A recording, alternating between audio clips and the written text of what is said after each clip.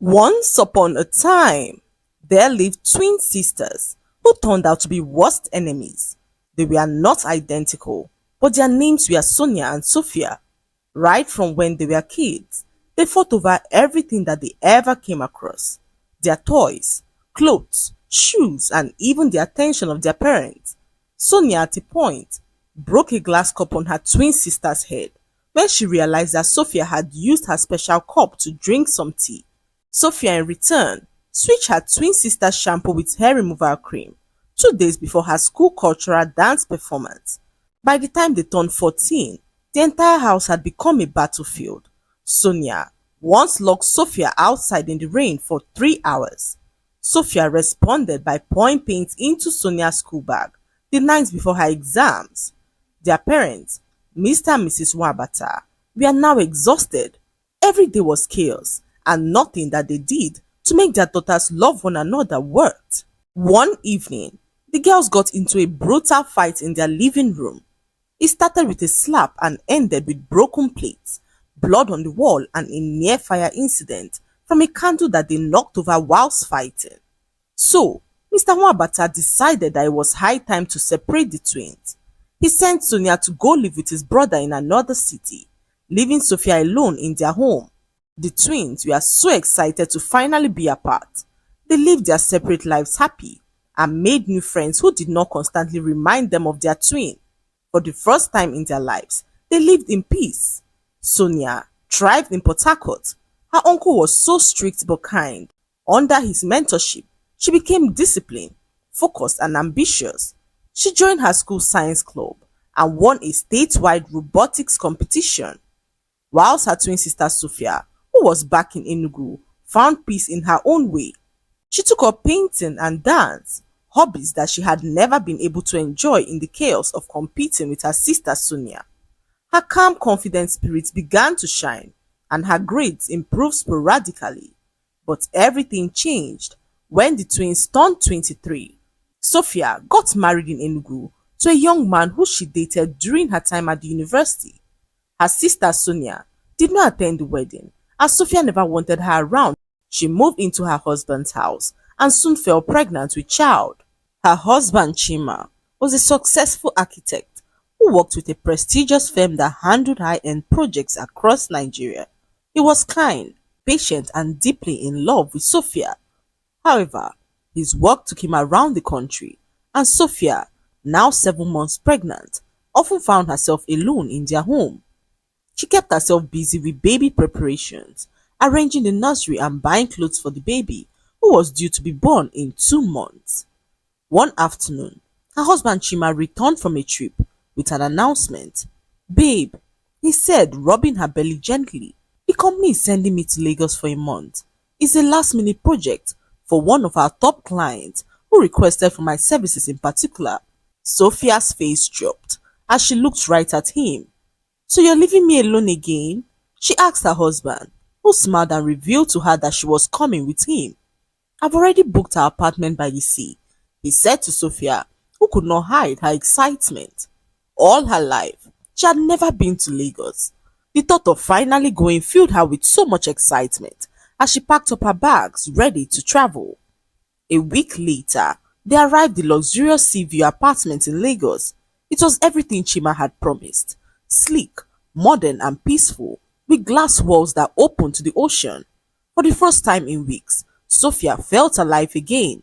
Each morning, she stood on the balcony in her flowing maternity gown, watching the waves, sipping a mocktail as she hummed some lullabies to the baby growing inside of her. Lagos was so magical, and Sophia was having the time of her life.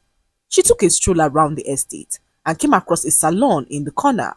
Sophia walked into the salon to wash her hair. She sat on the chair, waiting to get her hair washed, when suddenly her husband walked into the same salon with another woman. Sophia could not believe her eyes. She stood up and decided to approach them, when she suddenly saw something that made her freeze on her feet. The strange woman, standing with her husband, was her twin sister Sonia, the same sister who she had not seen in almost 10 years. Sonia now owned a company that was into smart houses.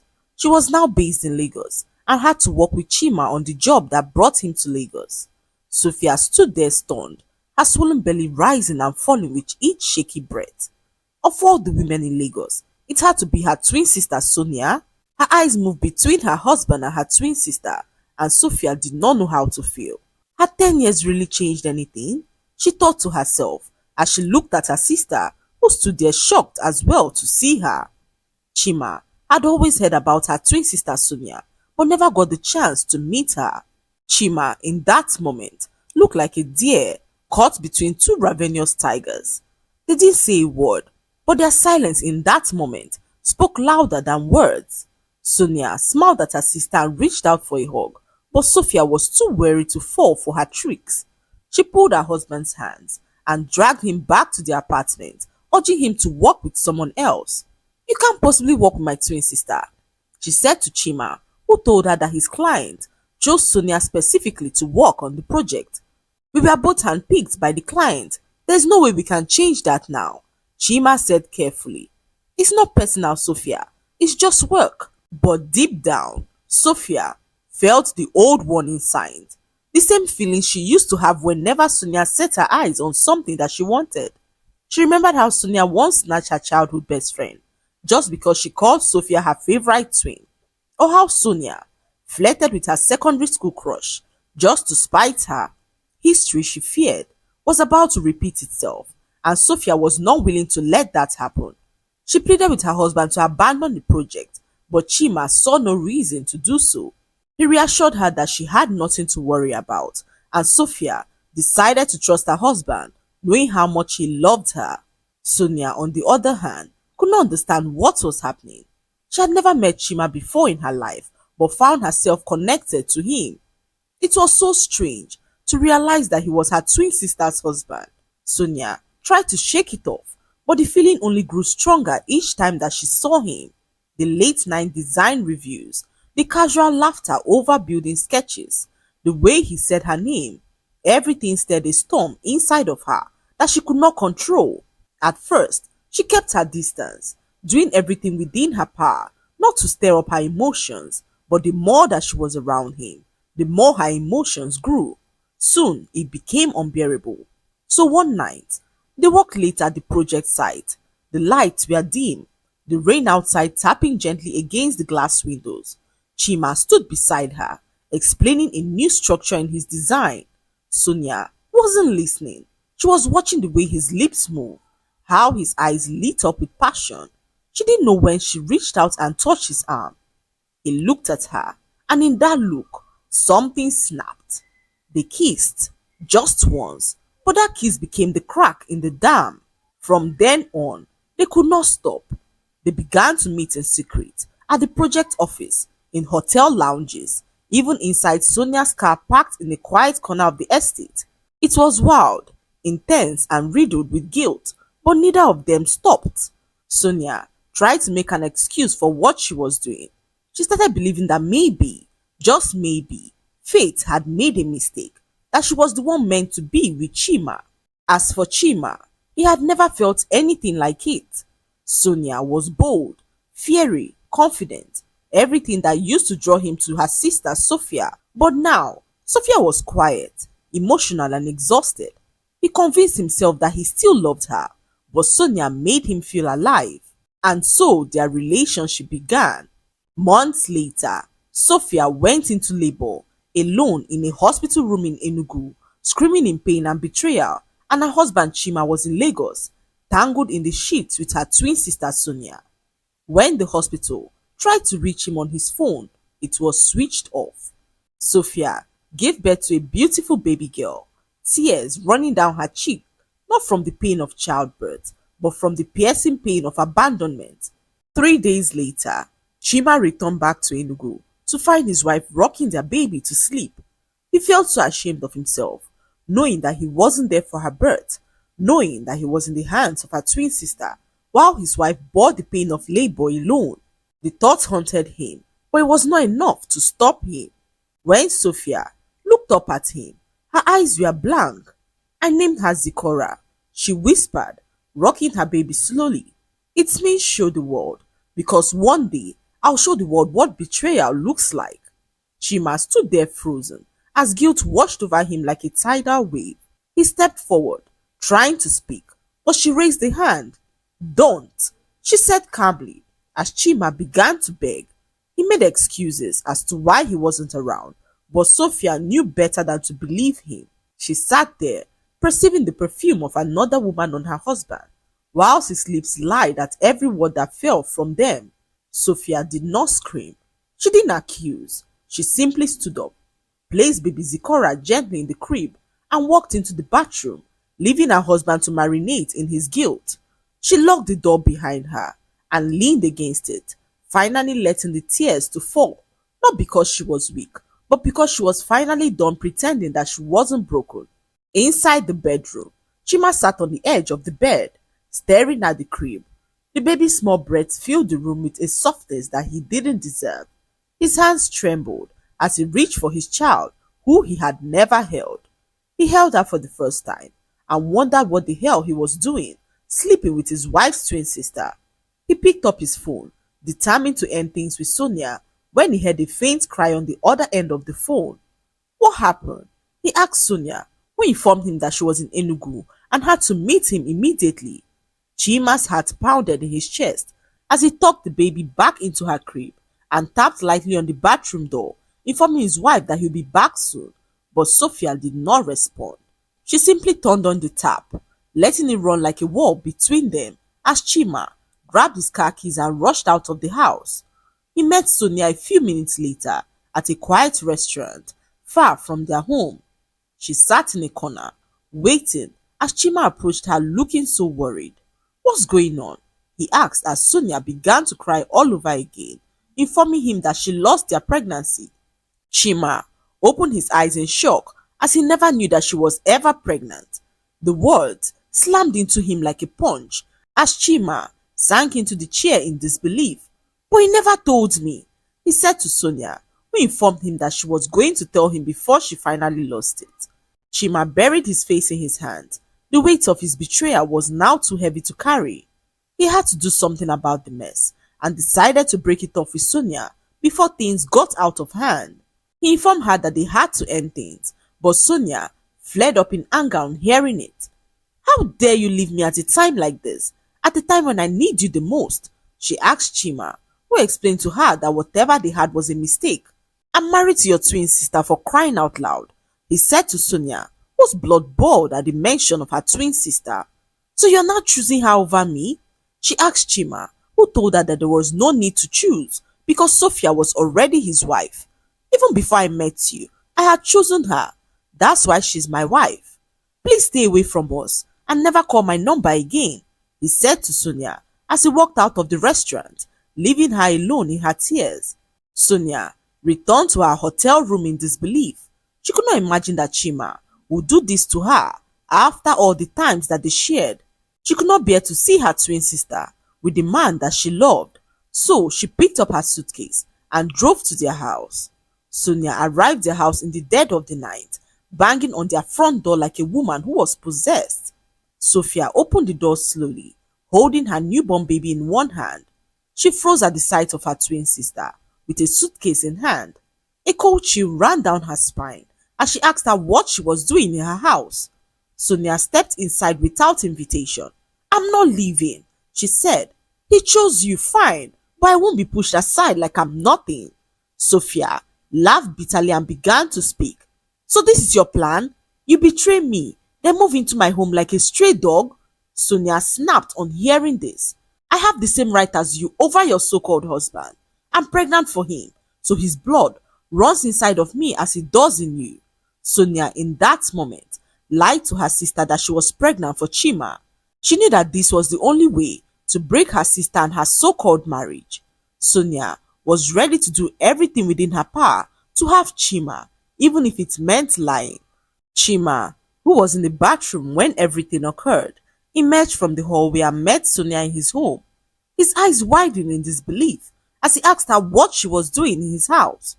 "I told you," Sonia said, staring back at him as he watched her speak. "If you won't choose me, then I'll stay right here.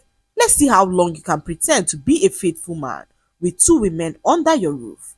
Chima did everything to send her away, but Sonia remained adamant. She picked her suitcase and moved into the master's bedroom, the same room where her twin sister slept with her husband. Chima could not understand how he got himself in this kind of mess.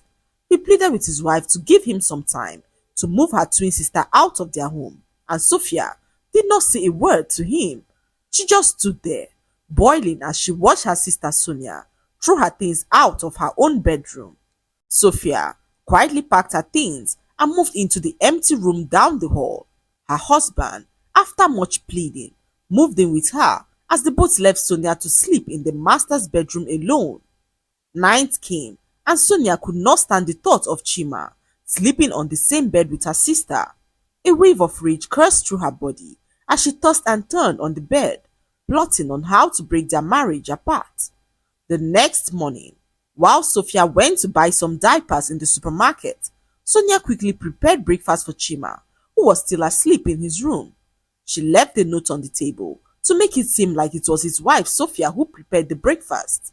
Sonia knew that Chima would never eat a food that she prepared, so she left the note and walked away gently, waiting patiently for him to eat the food. A few minutes later, Chima walked out of the room and met breakfast. He read the note on the table and smiled as he sat to eat. Immediately he gulped down the tea. Chima became dizzy and disoriented. Sonia, on seeing that her plan had worked, walked out of her room, wearing her sister's robe and perfume. She escorted him back to the master's bedroom, pretending to be her sister as he made his way with her. A few hours later, Sophia returned from the shops to find her husband asleep with her sister in the same bed. Filled with rage, she took photographs of them and posted it online for the whole world to see. Twin steals her sister's husband, the caption read as the internet went crazy over the news. Sonia was awoken by calls informing her that her investors were pulling out their support for her company. Even her husband Chima lost his job at the firm after the scandal exploded. The company could not afford the public shame, especially on their project, which was meant to represent integrity and innovation. Chima was asked to resign quietly, and all endorsements connected to Sonia's smart home brand were immediately withdrawn. The news spread like wildfire. Bloggers, influencers, and gossip sites devoured the story, especially as they found out that his wife Sophia just had a child a few weeks ago. Public sympathy began to pour in as so many groups contributed money for her to care for her baby. Sonia could not contain her rage. She had lost everything and had to make Sophia pay for what she did. So, she approached a juju man, hoping to kill her twin sister Sophia, but what he told her shocked her to the bones. A debt to Sophia is a debt to you, he said to Sonia, who sat there confused at what he was talking about. The juju man then explained to her that if she ever kills her twin sister Sophia, she would die a few days later. Sonia could not believe her ears. She pressed to know why, and the juju man revealed to her that her twin sister and herself were a reincarnation of two sworn enemies who killed themselves in their previous lives. They returned again, but this time as twins. The juju man revealed that their destinies were intertwined and that if Sophia did anything to kill her sister, she too will die. He also went further to reveal that the longer they hold bitterness in their heart for each other, the longer they live in absolute misery that will eventually lead to their death. Make peace with your sister to break the cycle or risk the cycle repeating itself again, he said to Sophia, who stood up terrified. She now understood why she hated her twin sister so much and didn't mind hurting her. She staggered out of the juju man's shrine, his words pounding in her ears as she made her way back to her car. Sonia drove back to her sister's house in silence. The road ahead was blurry with tears. Her fingers gripped the steering wheel, but her mind was in complete chaos. Everything finally made sense. The endless fight, the unprovoked hatred, the constant urge to destroy Sophia, even when she had done nothing. It was never about jealousy. It was a curse that they had been dragged into long before they were born, and unless she ended it now, it would drag them both to their early grave. She arrived at Sophia's house a few minutes later and stood by the door unable to knock. The guilt of what she had done weighing down on her as she finally summoned the courage and knocked. Sophia had just put her baby down to sleep when she heard the knock on the door.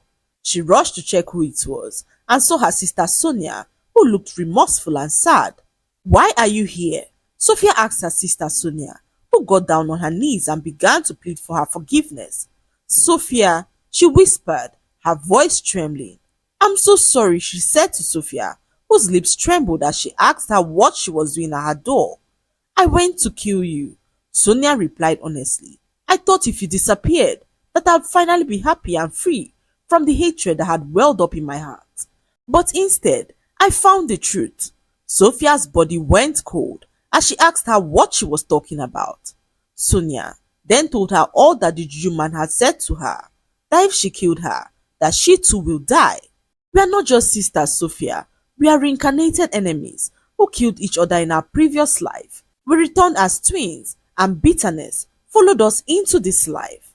Now that we know the truth, it's better that we heal or repeat the cycle of hatred that will eventually lead to our death." Sophia stood there frozen, unsure of if to believe her sister or not, but something within her believed every word that her sister had said. She stood there shocked as her sister confessed that she drugged Chima on that fateful day to make him sleep with her in the master's bedroom. "I had to spray your perfume and wear your robe to trick him into sleeping with me, as Chima never wanted to have anything to do with me again. I also lied to you that I was pregnant, hoping that you would leave your husband for me," she said to Sophia, who stood there frozen as she watched her sister plead for her forgiveness. Sophia stood at the doorway, her breath caught in her chest. The woman kneeling before her, her twin sister, her enemy, her blood, had betrayed her in the deepest way possible, and yet here she was, stripped of all pride, confessing every sin and every lie. Sonia's voice shook as she began to speak. "Please, I'm not here to deceive you. I want us to break the curse and live in peace. I have told you the absolute truth, Sophia, and I'm sorry for ever doing them. If you never forgive me, I understand, but please don't carry this hatred in your heart for me forever."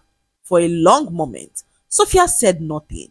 She just stared at her sister, unsure of what to say. Then slowly, her gaze dropped to Sonia, and in that moment, in the brokenness, in the honesty, in the surrender, she no longer saw a rival. All she saw was a reflection of her own pain. And just like that, something inside her softened. Sophia forgave her sister, not because she deserved it, but because she deserved peace, and Sonia was so grateful to her for her forgiveness.